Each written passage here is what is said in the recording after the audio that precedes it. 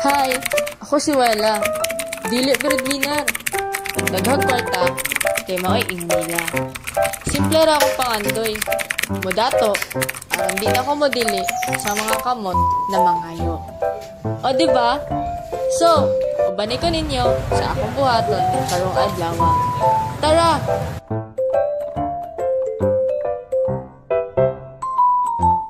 So, for today's video guys, ubani ko ninyo, magliwaliw kita sa Station 91 Beach Resort.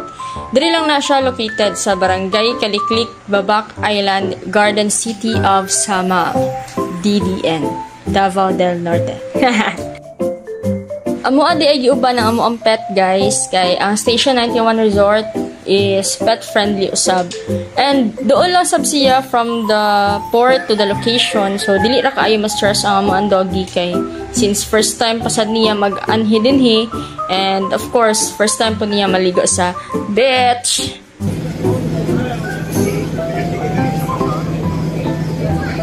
And ning daong na di ay niya maong gisakyang super ferry guys. So naabot na diri sa Samal Port, and sa mga mag-anhi dinhi na wala pa kabadlo sa fare o sa mga sasakyan ninyo. So from sa Port, since nagmotor man mi, ang amo lang na bayaran sa barge is only 120 pesos. 100 pesos sa motor, included na ang driver ana guys, and 20 pesos sa ako ang pasahero kay hindalikyat man tay ko masahero ani nga lang. Nakalimot lang ko pila sa sakyanan, basta kay kuanto siya 20 pesos per head to siya. So yun lang, share ko lang. And dili ra sa lisod tultulon ang Station 91 guys, kay dool ra siya sa kanang daunganan gud sa barge. And pwede ra ka mangutan na didto, pwede ra sad ka mag Google Map. Kaya naman sad siya mga signage pud hinuon para matultulan jud mo siya. And ang entrance fee di ay guys diri for overnight is 150 pesos each, and then naa lang sila corkage for tent na 300 pesos.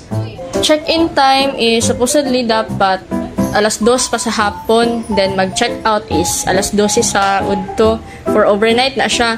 Pero since ano man mingaw ra man sad ana na time, kipasulod ra may mga 12 PM pod kay alas 12 man sad mi sa udto naabot ana. Then nag-set up dayon mi sa amo ang tent guys. And advertisement lang sa Shopee ra palit ana guys, good for 4 na siya, then tag 400 pesos lang siya. Goods na sad kaya siya oy. Dili na mo maklaro guys, ing magkuan mo, matulog. So review lang sa Station 91 Beach Resort. Not paid ni ha, based lang siya sa observation and experience sa rest. Pero bitaw, goods kaayo sa diri guys for a quick trip. Daghan sad sila og mga villas and cottages na pwede ra mastayhan. Then napod sila mga tables and chairs na kanang dool siya sa beach mismo na pwede pod nato siya i-rent. Then dako sa tang area, pwede mo mag-billiard, dako pod og kanang hawan diri, like pwede mo magdagan-dagan diri and of course kanang butanganan sa tent is dako sad siya. And napod sila parking lot, so di babala ka sa mga naay mga dagkong sakyanan din ha. And of course napod sila canteen, and pwede ra sad mo mag-order guys for meals, kaya napod sila mga menu. And ako ang ganahan diri pod is pwede pet. Ang kung kaproblemahan lang is kung madala mo og pet ninyo guys, di mo kataro og ligo. Labi ikaw lang magbantay sa imong pet. So mura po kay nagbantay og 5 ka anak nimo. So yun lang, kung gusto mo maligo diri na pet, magdala mo og tigbantay para ma-enjoy ninyo ang ano. So mao ni ang night view and night changes. Lami kayong hangin diri guys, mura kag nagpa-electric fan niya, ang buga gud niya kay pang aircon. So yun lang, you just enjoy the rest of the night. Wee! Yeah! Pagkaugma guys, mo na niya ang view. So peaceful and sarap sa eyes. Like, pag open mo sa tent is dagat na. Charan! So magtukod na ba kong balay diri, like diri mismo na spot. Chares lang. So taod-taod ani guys, kay nang hipos na mi. Wala na lang sad mi naligo kay hasta ka uwi ani ang anak kakitag manghinaw lang tas dagat mi. Sige naghilak. Kay gusto sad siya maligo sad siya. Ay nako.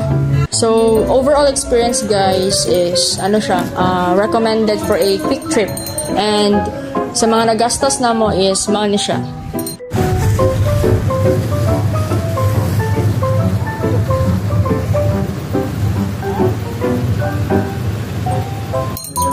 Ug dinhi na lamang king akong video. Salamat sa pagtanaw. Sunod na pod.